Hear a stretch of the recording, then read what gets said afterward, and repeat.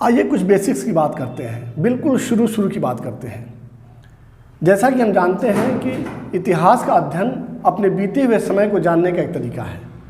इसी इतिहास अध्ययन के माध्यम से हम जान पाते हैं कि जो हमारे पूर्वज थे वो किस प्रकार का जीवन जीते थे, या हम इसको इस रूप में कह सकते हैं कि हमारे जो पूर्वज थे वो जिस प्रकार का जीवन जीते थे वह उस प्रकार का ही जीवन क्यों जीते थे। उन्होंने अपने समय में कौन कौन सी समस्याओं का सामना किया और उन समस्याओं का निदान कैसे किया। हमारे और आपके लिए अपने भूतकाल से परिचित होना इसलिए भी आवश्यक हो जाता है ताकि हम आज के हालात में जो कुछ भी हो रहा है उसको और अच्छी तरह से जान सकें। इस तरह से हम कह सकते हैं कि जो इतिहास का निर्माण होता है वो किसी व्यक्ति या किसी राष्ट्र से न होकर के विभिन्न युगीन समाजों से होता है, और उसी विभिन्न युगीन समाज या अतीतकालिक समाज का पूर्ण रूप से चित्रण कर देना ही, पूर्ण रूप से चित्र खींच देना ही इतिहास का प्रमुख उद्देश्य होता है। लेकिन कल्पना करें कि जब बिल्कुल शुरू के समय में जब हमारे पास कोई समाज नहीं था यानी लोग नहीं थे, और जब किताब लिखने वाले लोग ही नहीं थे तो हमारे पास किताबें भी नहीं थी, और जब किताबें ही नहीं थी तो हमें उनके बारे में जानकारियाँ कैसे मिली। ऐसा तो हो नहीं सकता कि हम घर बैठें और उनके बारे में कोई बहुत अच्छी चीज़ सोच लें जो सही हो, लेकिन जो कहानी किसी चीज़ को देखे बिना ही गढ़ ली जाए, कह दी जाए, वो ठीक कैसे हो सकती है। लेकिन हमारे और आपके लिए खुशी की बात है कि हमें कुछ ऐसी चीज़ें पता हैं जिनसे हमें उतनी ही बातें पता हैं जितनी हमें किसी किताबों के माध्यम से पता चलती। इसका सीधा सा मतलब हुआ कि किसी भी हालात को जानने का, किसी भी परिस्थिति को जानने का या कुछ भी जानने का सरल सा मतलब यह नहीं है कि हम किसी दूसरे की लिखी हुई किताबों को पढ़ें। हम इस दुनिया को, इस संसार को या अपने आसपास के हालात को, माहौल को, परिस्थितियों को पढ़ करके भी हम ढेर सारी चीज़ों का पता लगा सकते हैं।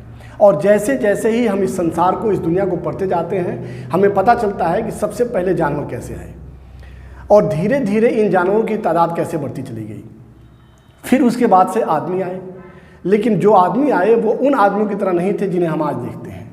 धीरे धीरे उन आदमियों के अंदर समझ का विकास हुआ।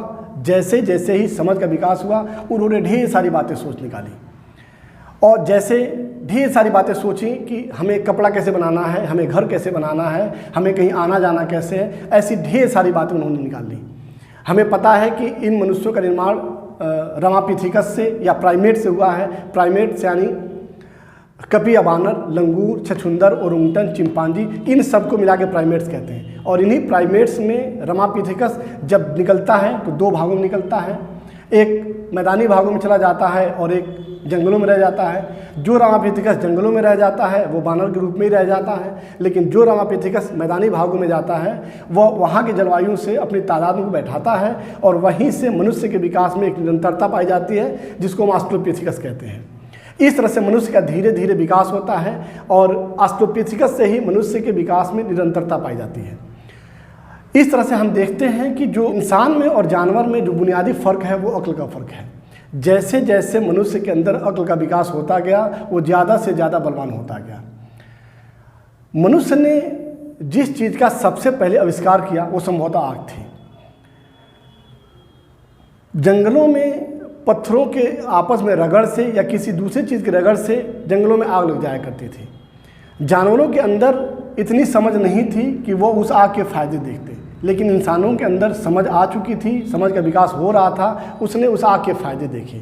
जैसे ही मनुष्य ने आग के फ़ायदे देखे उसने देखा कि जब ठंडी का मौसम आ रहा है तो आग उन्हें गर्म रख रही है। जैसे जहाँ कहीं भी आग लग जा रही है बड़े बड़े जानवर उस आग के पास नहीं आ रहे हैं, इसलिए आग जानवरों से मनुष्य को बचाने का काम भी कर रही है। धीरे धीरे मनुष्य ने उस आग को पैदा करने की प्रक्रिया सीखी और पत्थरों को आपस में रगड़ करके आग को पैदा करना शुरू कर दिया। जैसे ही मनुष्य ने आग का आविष्कार किया मनुष्य अब दुनिया का मालिक बनना शुरू हो गया। आग के आविष्कार के माध्यम से ही वो ज़्यादा से ज़्यादा ताकतवर हो गया और काफ़ी बलशाली हो गया, यानी दुनिया पे हुकूमत करने का रास्ता उसे मिल गया। धीरे धीरे फिर मनुष्य के अंदर समझ का विकास हुआ। विकास होते होते उसने खेती करना शुरू किया, और जब खेती करना शुरू किया तो खेती को सुरक्षित रखने के दृष्टिगत मनुष्य ने एक पास रहना शुरू किया, और जब मनुष्य ने एक पास रहना शुरू किया तो धीरे धीरे उसके अंदर एकता का भाव आया, यानी एक साथ रहने का भाव आया, जिसको किसी शायर ने कहा कि एक हो जाएं तो बन सकते हैं खुर्शीद मुबीन, वरना इन बिखरे सितारों से क्या बात बने। धीरे धीरे मनुष्य एक हुआ और एक होते होते उसने अपना विकास किया। आज बस इतना ही। आगे फिर नेक्स्ट वीडियो में आप लोग हमारे चैनल को सब्सक्राइब करें, लाइक करें और शेयर करें। Thank you.